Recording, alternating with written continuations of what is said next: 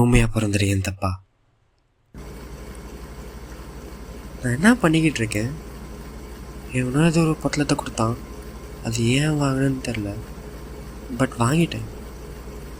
இப்போ அதை வச்சுக்கிட்டு என்ன பண்ணணுன்னு சுத்தமாக புரியலை. அது ஏதோ போதை பொருள் மட்டும் எனக்கு தெரியுது.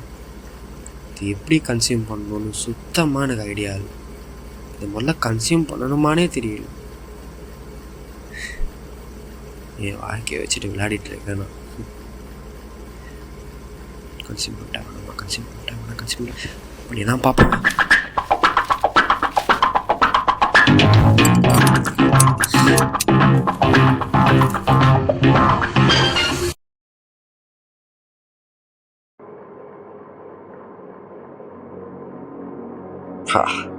இதுதான் போதையா? எல்லா மெமரிஸ் ஒரே நேரத்தில் திரும்பி வந்து அடிக்கிறது பேர். ஆனால் நான் இப்போ ஒன்று புதுசாக கவனித்தேன். நம்ம லைஃப்பில் ஹாப்பினஸ் அக்செப்ட் பண்ணிக்க மாட்டோம்.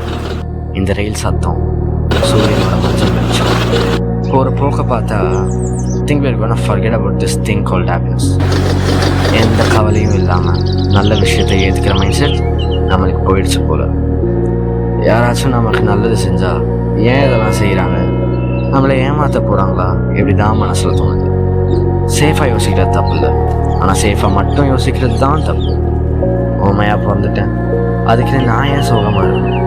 சந்தோஷம் என்ன தேடி வருதுன்னு நான் அக்செப்ட் பண்ணிக்க போகிறேன், கேள்வி கேட்க போகிறது இல்லை. ஆஃப்டர் ஆல் வாழ்க்கையின் முதல் மகிழ்ச்சி தானே. நம்ம தலைவர் சொன்ன மாதிரி